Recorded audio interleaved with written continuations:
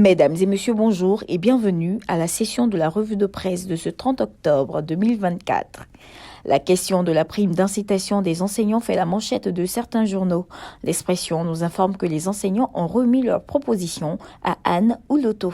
Le rassemblement confirme cette information et fait parler Anne Ouloto s'adressant aux enseignants.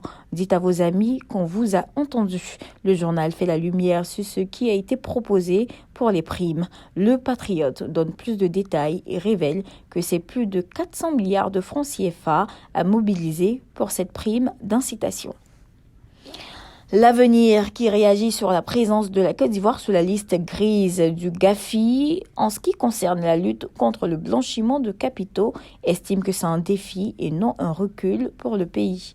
Fraternité Matin, le journal pro-gouvernemental, fait toute la lumière sur ce rapport du GAFI et annonce que la Côte d'Ivoire reste debout.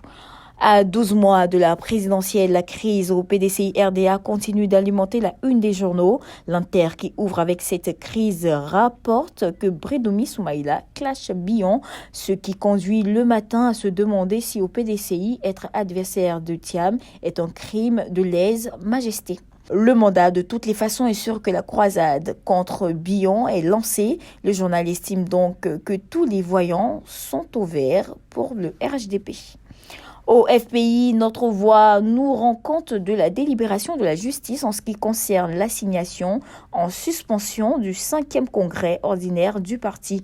Le journal nous fait savoir que Dago Godé est débouté. Soir Info nous propose un dossier sur la manière dont se déroulent les enquêtes policières. C'est à l'international que nous mettons un point final à cette session de la revue de presse. En Guinée, l'Inter rapporte que l'opposition est mise sous observation et que 53 partis sont dissous. Il est bon de noter que tous les journaux ayant servi à cette revue de presse sont disponibles dans les kiosques et distribués dans le réseau d'Edipresse. Mesdames et messieurs, voici ainsi égrené l'essentiel de l'actualité. Nous vous donnons rendez-vous demain, même heure, même canal. D'ici là, portez-vous bien.